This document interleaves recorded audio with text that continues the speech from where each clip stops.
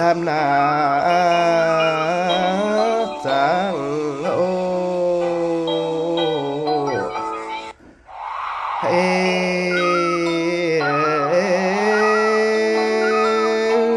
chốn na tao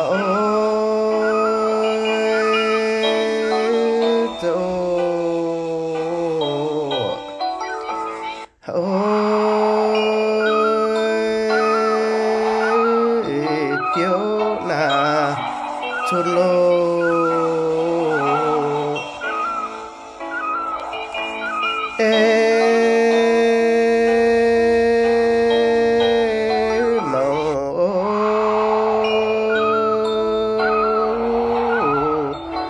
chàng lô khuyên lô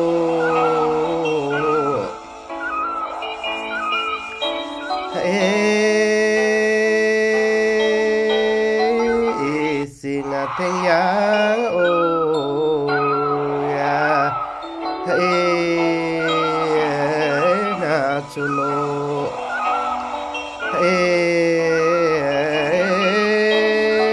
pa ô chàng lô chàng ô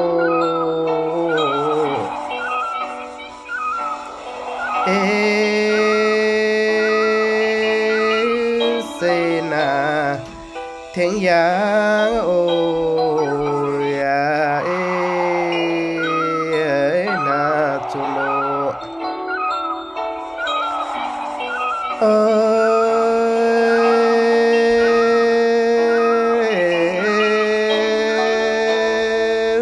thiềm na biết nhìn ô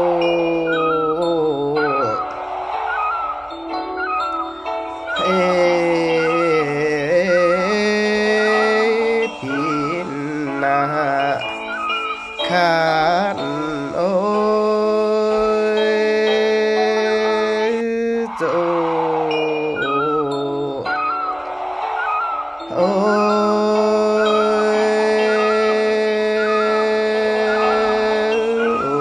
chỗ na tao lô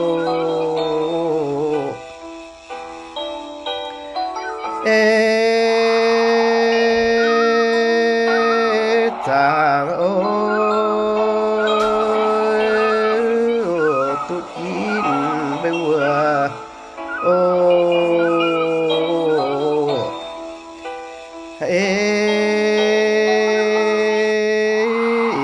ya miên tế ô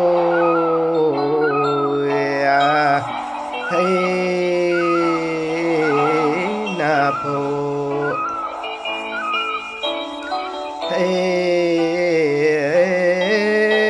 pha ôi quang na